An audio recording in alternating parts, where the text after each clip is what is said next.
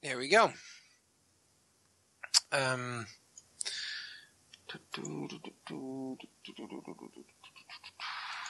Yes. You've been in Dublin for about a month. It is...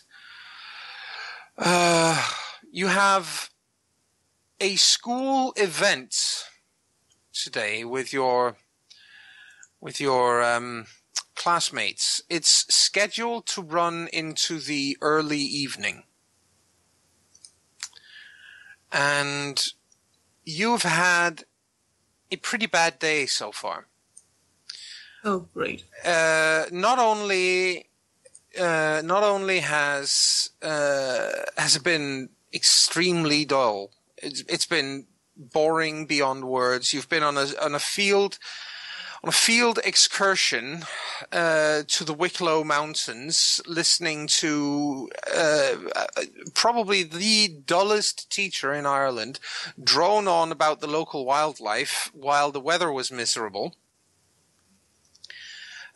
for most of a day, and but you've also had to contend with and deal with the fact that since you are not actually in a school environment, a group of 4 of your classmates, boys specifically, well, 3 boys and a girl, no longer have the same amount of eyes on them. The teacher that is there with you is blind as a bat, basically, and doesn't notice anything. So you've been bullied the entire day. They've been pushing you around. They've been whispering rudeness at you whenever they found half a chance to do so. They've, basically when lunch was there, they tried to steal your lunch and throw it away. They've been miserable all day, basically. It's been one of those days for you. The one thing that they've all, that they don't even try to hide is when they make fun of the fact that you don't speak English the way everyone else in class does. You speak with a different accent, obviously. Great. And this is something that, because they do it so overtly and because they play acts while they do so, they actually make most of the rest of the class giggle along. Even the people that wouldn't normally bully you and who are, sort of your friends, most of them still think it's because it's so ridiculous when they do it, it's kind of hard to control the urge to snicker. But of course for you, it's probably really, really uncomfortable.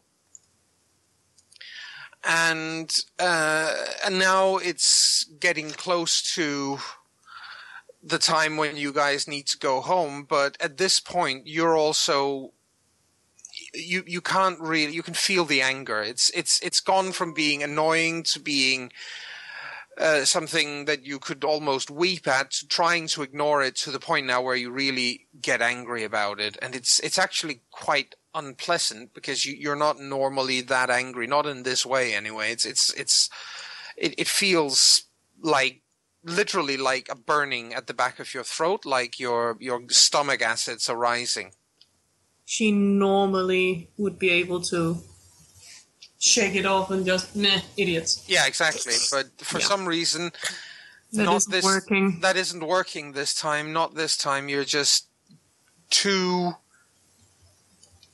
angry and too furious, quite frankly, about the way they've treated you so far. They've really been mean all day in a very, very direct way, and it's just gotten to you. And at this point, you are alone with your classmates. The whole group has basically been left by your very, very irresponsible teacher, who has basically told all of you, "Oh, stay right here. I'm going to go and make sure that the bus has arrived." And you're standing there in the middle of the Wicklow Mountains, which is just south of Dublin. It's a very, very beautiful area. It's not that, but the rain has just started coming down. It's still only drip, drip, drip, but it's the kind of drip, drip, drip that you know anybody who feels that knows instinctively, yes, we're going to be wet through in a minute, most. Mm-hmm. Just to make things perfect, it is early spring, so it is chilly outside. It's not cold, but it is cold enough that it's uncomfortable. And the idea of Irish rain on top of that, just, perfect day is perfect by now. So that's where you're standing, pretty much on your own, while 4 bullies are trying to rile up your whole class against you. What do you do? At first, just stay back. Try to pretend they're not even there. Yes. Even though it's starting to be very, very hard to ignore them. Oh yeah. The one of the girls in class and one of the boys, 2 of the ones who have actually treated you pretty well since you arrived and who are a little bit fascinated by, oh my goodness, foreigner, yay, somebody interesting to talk to, basically. They are, in fact, they're standing there arguing with these 4 bullies, or at least trying to argue, saying, "Give her a break! Stop! This isn't funny. This isn't fair." And one of the bullies, the biggest one of them, the biggest of the boys, shoves the guy who's trying to defend you to the ground. He basically just, looks at him and says, "Oh, so what are you? Are you in love with her? Is this your girlfriend?" And then he pushes the guy who's trying to defend you, and everybody starts laughing at him.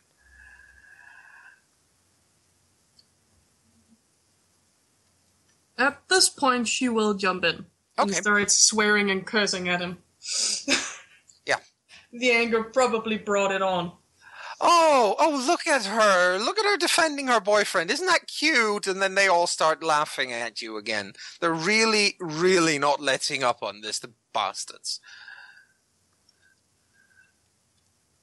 Oh. The girl who's been trying to defend you as well is like, "Oh, you guys are about as mature as 3rd graders. Come on, this is ridiculous. Just because she's new, just because she's foreign, and just because she isn't, looks like all the girls you want to kiss." And she turns around and looks at you and says, "You know what? Don't listen to them. They're full of shit."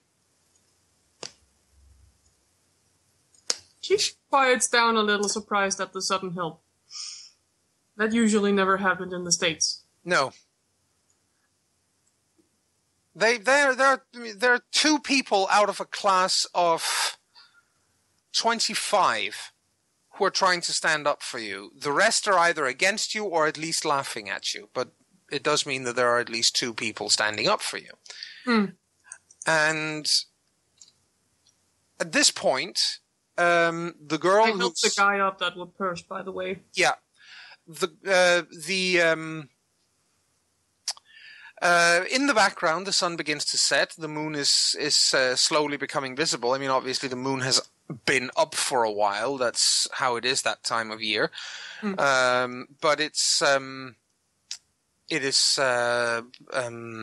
becomes more and more visible, obviously, as the sun sets. There isn't that much moon up tonight. There's like a crescent moon, but that's about it. The girl among the bullies walks over to the one who's been defending you and just basically grabs her and puts her head in a headlock. So basically takes her head under her arm and just squeezes on it and starts giving her noogies and shouts, so everybody can basically hear it. I mean, everyone in the Wicklow should be able to hear this, where she shouts that it's apparent. She shouts something about it being a contest between the boy who's trying to help you and the girl who's trying to help you, who gets to date the geek.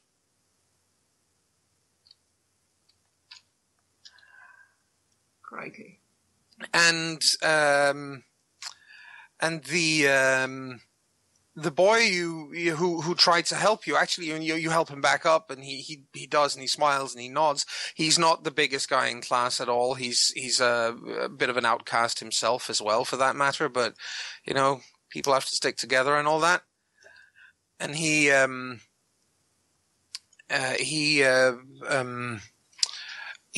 smiles and thanks you for the hand up. And then just as he does that, one of the bullies just flattens him with a solid right hook. He just goes down in a disorderly heap. He crumbles upon himself on the ground and he's out cold. And two of the boys begin pushing you around instead, and it's a lot harder now. It's not just, oh yeah, she's the geek, nah, nah, nah, nah, nah. Now they're actually, they're trying to hurt you. They're trying to push you to the ground, and hard. Oh crap. Well, she does what you did back home.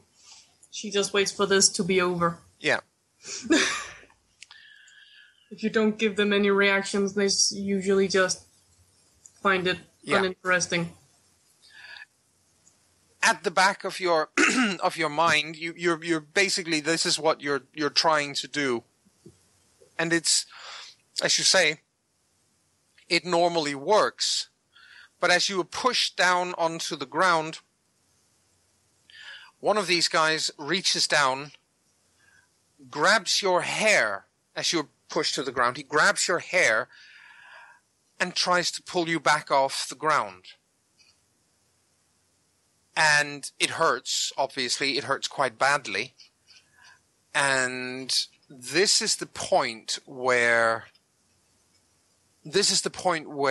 you can't remember anything else. Everything goes black. You shit. And the next thing you know, you wake up somewhere that you have no idea where you are. From the looks of it, you are still in the Wicklow's, but it's definitely somewhere else. As you look around, you realize that you're actually fairly close to Dublin city limits. You can see a light about maybe a kilometer down the road. You can see lights from a building. You can hear people shouting and having a good time. Apparently it's a pub. And you are in, let's just say, an advanced state of undress. Crap. And across the road sits a man with his back to you. He looks like, quite frankly, he looks like a bum. He doesn't look like he barely looks like he owns the shirt on his own back, such as it is. Yeah, all right. He's not an old man. He's probably, you'd say, probably in his late 20s. It's kind of hard to see because he's literally, he's got his back turned. But he's holding up holding a hand out or an arm out to the side, and he's holding up a coat. And he says in a thickly accented voice, and it doesn't actually sound Irish for that matter, he says, "Oh, you are awake. That is good. At last. Here, take this. You need something to wear." I inch closer, slowly. He's gonna turn around and jump me at any second. Takes the coat slowly and wraps it around herself. Yes. Looks around. You realize as you do that your arms are covered in blood. You don't seem to be hurt, but you have blood all the way up to your shoulders. He pauses, looking at her arms, like, what happened? Oh, that is a long story, child. I barely know where to begin. First of all, I should probably introduce myself. My name is Joseph. I am pleased to meet you, although I wish it would have happened under happier circumstances. I am afraid I have to tell you some bad news. Uh-huh. That blood belongs to your classmate. Oh shit! Oh shit! Oh no no no no no no no no no no no no no no. If I were you, I would not be too worried. There is not enough left of him for the police to put back together and make put back together for a positive identification. Not enough left. You were very thorough. I am guessing this was your first time. Yes, this was clearly your first time. She stands in complete silence for a few seconds. My goodness. We are popping a cherry here. Very interesting. Don't say that when I'm covered in blood! He actually grins crookedly. He's still got his back turned, but you can sort of listen. You can hear it in his voice, and you can tell from his the look on his face. He is he does seem to smile. What is your name, child? Taryn. Oh God. Taryn or just Taryn? Taryn. Taryn. Okay. It is good to meet you, Taryn. You are not Irish. No shit, Sherlock. Interesting. I see. No, neither am I, as I am sure you can tell. Taryn realizes it's a man, takes the coat, covers herself, still in complete denial. Just a dream, you're waking up soon. No worries, waking up soon. This you must me fantasize killing them all. This must be very uncomfortable for you. And unfortunately, you are not old enough for me to take you down to the pub. Or I would. Maybe a good stiff drink would have helped you. You sure not Irish? I'm Polish. I'm very sure I'm not Irish. The Irish would kill me if I claimed I was. Some of them will kill me anyway. It's just how they are. All right. But let's not talk any more of killing, shall we? There's been enough killing for today.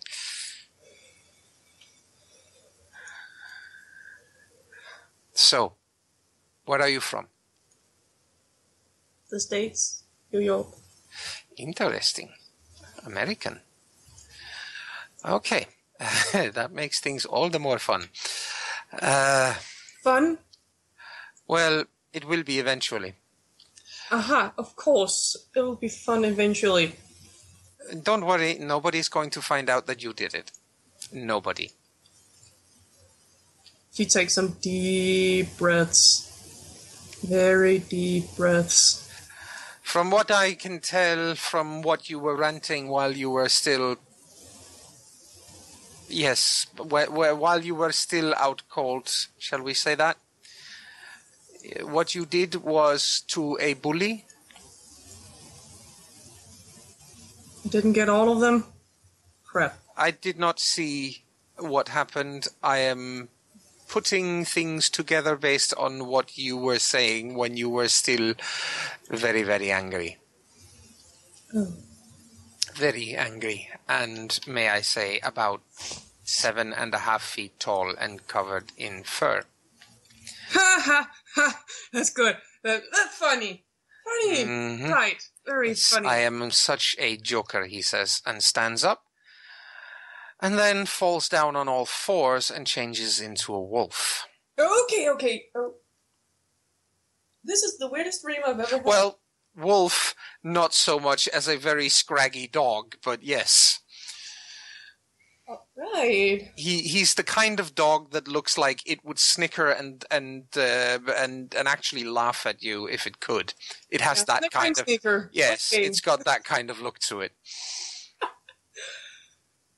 She stands completely still and then just goes, "This is the weirdest dream I've had ever." And the wolf,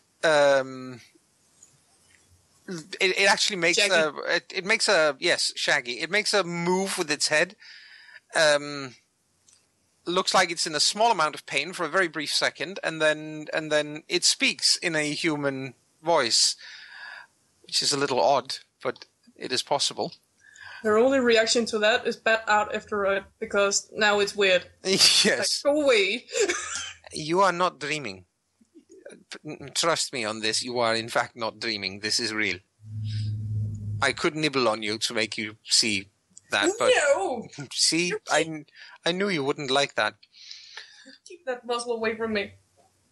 Why am I talking to a dog? Don't you speak to your pets normally? Besides, I'm not a dog. Of course I speak to Micah, but I don't expect him to answer me! Woof. Woof, woof, woof. Is that better?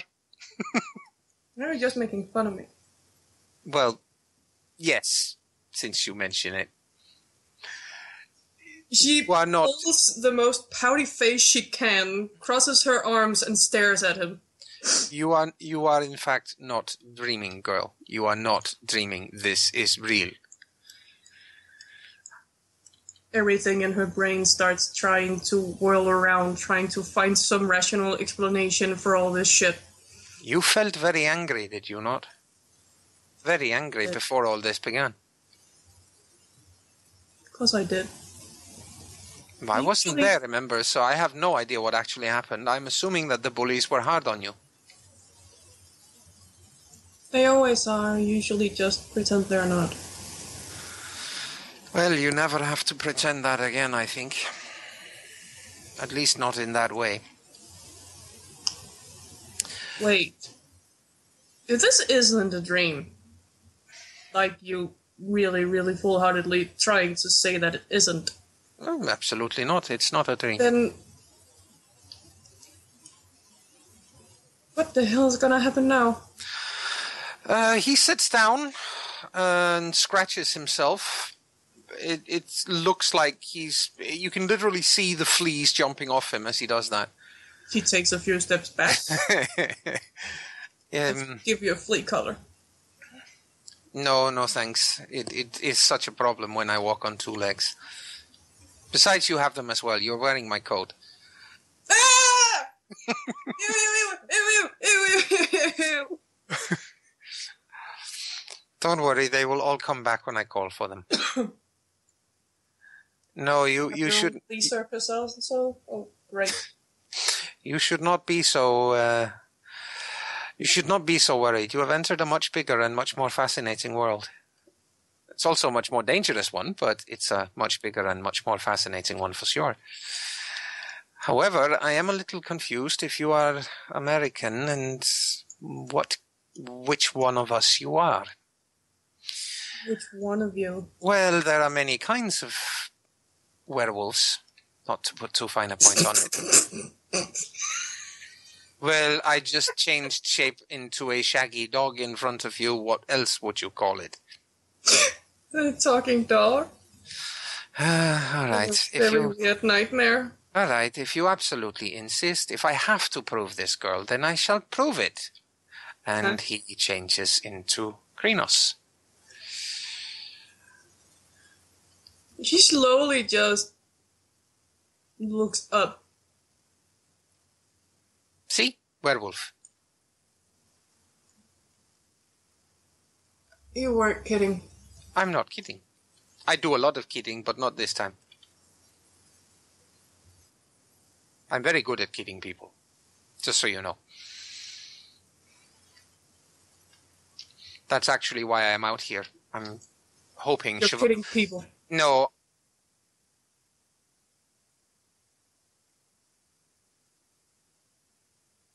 She's going to be... Yes, I will probably be turned into some other shape. Painfully. You'll learn all about that later. It was lucky that I found you anyway. There aren't that many wolves running around loose in Ireland these days. So... You're running around loose. That's one. Yes, but strictly speaking, I'm only part wolf. Very small part, if you ask most of the other werewolves. I'm what's called a bone gnawer. They say there's bones? Well, yes, and tin cans and old hats and shoes. That's very bad for your health. No. I can cook anything. I'm not giving you advice. I shouldn't be giving you advice. I should find my way home.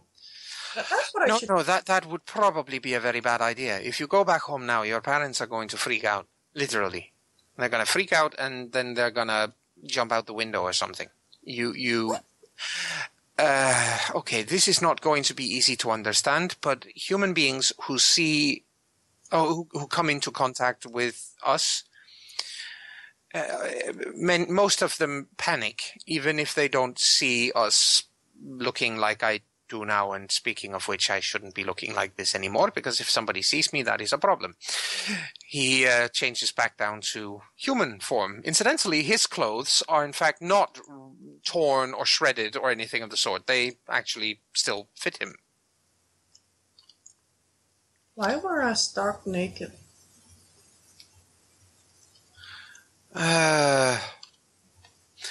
Well, because your clothes weren't prepared for this. You see, that is this is complicated. You will learn about that later too. You can make your clothes not go to pieces when you change shape. And seeing as it's a crescent moon tonight, I think you might even be one of the people who has the aptitude for learning how to do that. Huh. You see, we are... Yes, I'm not going to waste too much time explaining all this stuff to you right now. It takes years to learn all of it. We should get you somewhere safe. Why don't you come with me? I promise I'm not hurting you. I really just want to help you. This is a very, very dangerous time for you. Perfect.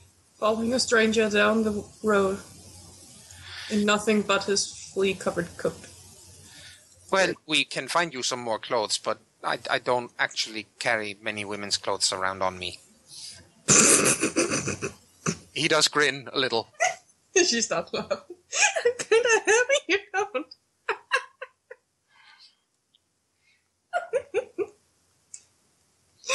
Made you laugh. Uh-huh. We need to get you somewhere where you can take a shower as well. You need to wash those arms. Sure. Yes. Also, I'm gonna wake up in a second, and Micah is gonna be the one barking or something, and that is why I'm believing I'm walking behind a human wolf. I would. He says as he walks along, he takes out a pack of cigarettes from his pocket and holds them out towards you with a questioning look on his face. If you want one. She looks at them and looks up at him. Looks at them and shakes her head. Okay. I at least wanted to offer. He takes a cigarette, lights it up, and goes, you see, you have there is something to you that I can't, there is a way to I have a feeling about you, but I don't know how to investigate it, except in one way.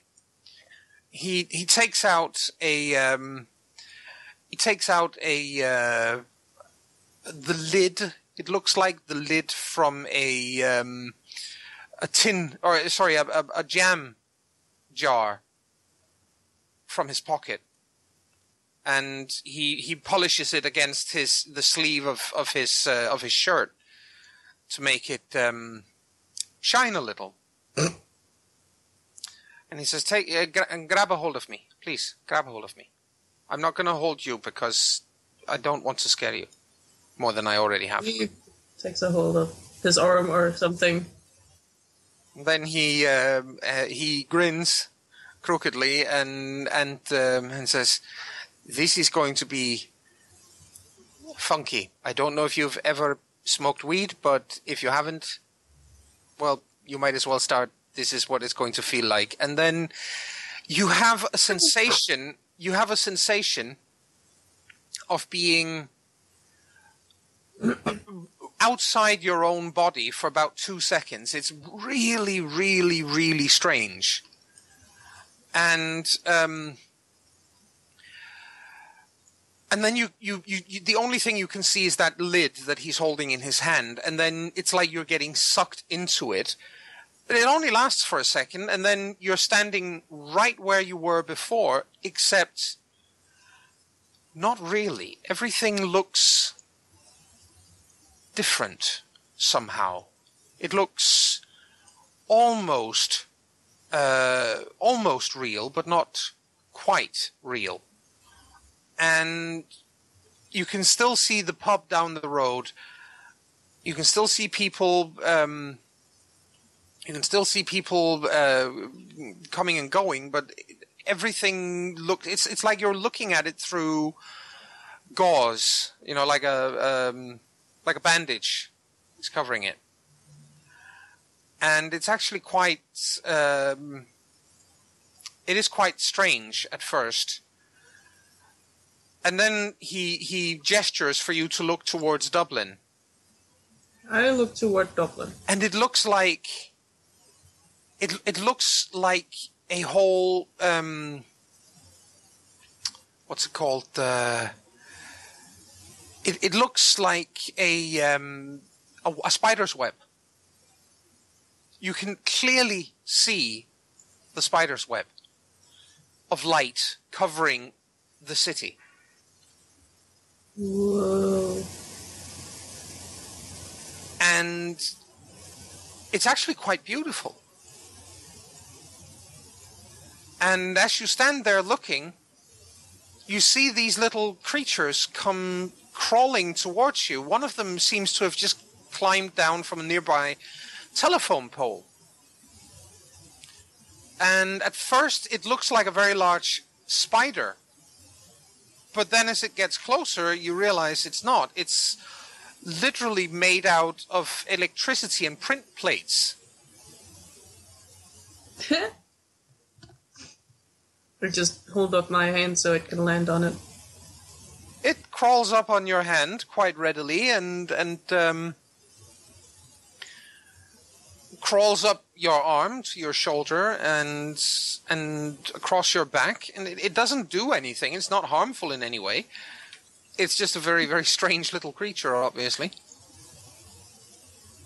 And Giggles slightly. yeah, and as your focus is on that thing, a few more of them approach, and you also see a rather odd shape, almost like it's almost like a small part of the spider web. It looks at first like it's made of pure light, and then as it gets closer, it looks like lightning, curled up lightning, balled up lightning that rolls towards you, and engulfs you. It doesn't hurt, however; it just engulfs you, and you feel. You feel stronger than you've ever felt before. You feel invigorated. And then the electricity from this thing moves, or it disembodies or disentangles itself from your body. It crawls back down and forms another ball of energy and rolls away. What are these? Spirits. Literally spirits. Huh? Spirits? Yes. That is I think I am not terribly good with this particular kind of creature. It is not something that my kind deals with very often. They are called web spiders. That's not a very original word for them, is it? Well, I didn't come up with it, but no, it's probably not.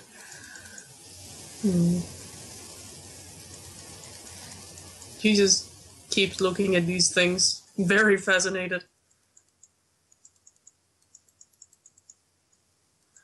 It is, I don't think there is much doubt. It also means you are in a strange situation. We do not have anyone like you in Dublin at the moment.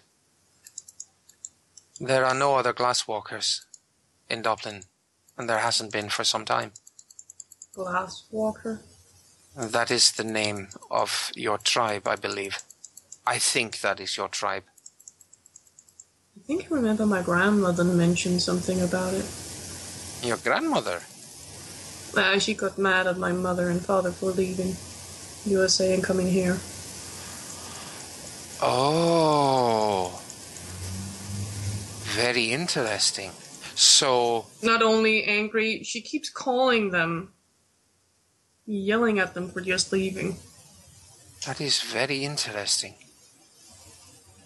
And I think I can see why they would be angry. Or she would be angry. Something about a family gift. I have no idea. Yes, this is the gift. You are a werewolf. Ripping people apart? Well, only because you had no control yet. This is... this unfortunately happens once in a while when you change for the first time. If you do not... If it does not happen in a controlled environment, which it very rarely does, then that can happen, and it is tragic when it happens, but at least in this case, the bastard deserved it. Yeah. As I said, don't worry about it. Nobody's ever going to find out that it was you. That doesn't matter. I killed someone. He smiles in a sort of strange but undeniably warm and even kindly kind of way. And he says, Taryn, you are going to kill many, many more. Believe me. She slowly turns her head, looking up at him like, you're crazy. No, I'm not. We are at war. People will try to kill you. You will have to kill them first.